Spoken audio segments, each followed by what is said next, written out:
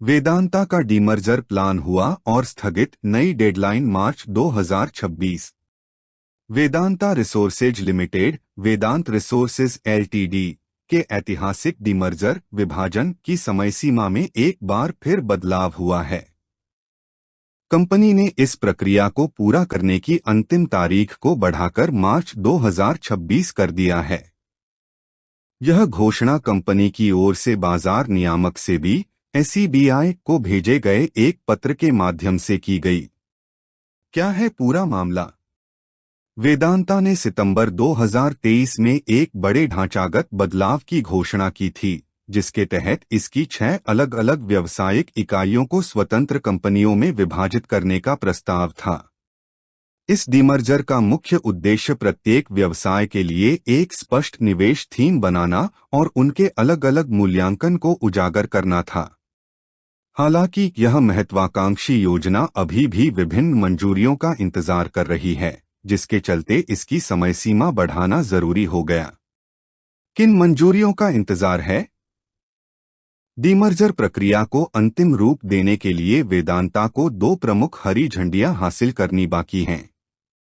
NCLT की मंजूरी, company को national company law tribunal NCLT से डीमर्जर योजना के लिए अंतिम स्वीकृति लेनी अनिवार्य है।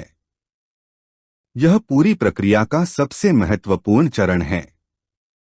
सरकारी एवं अन्य मंजूरियां, इसमें विभिन्न राज्य सरकारों, लेनदारों, शेयरधारकों और अन्य संबंधित नियामक अथॉरिटीज से मंजूरी शामिल है। क्यों बढ़ाई गई डेडलाइन?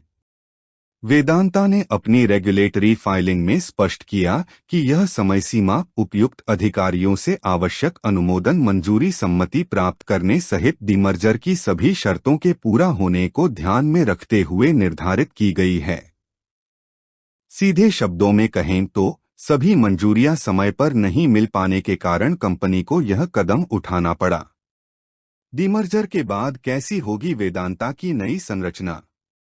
इस डीमर्जर के बाद वेदांता की मौजूदा इकाइयां 6 नई सूचीबद्ध कंपनियां बन जाएंगी।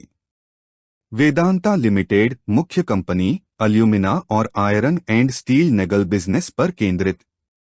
HZL Hindustan zinc limited, Vedanta oil and gas, Vedanta base metals, Vedanta steel and ferro alloys, Vedanta power.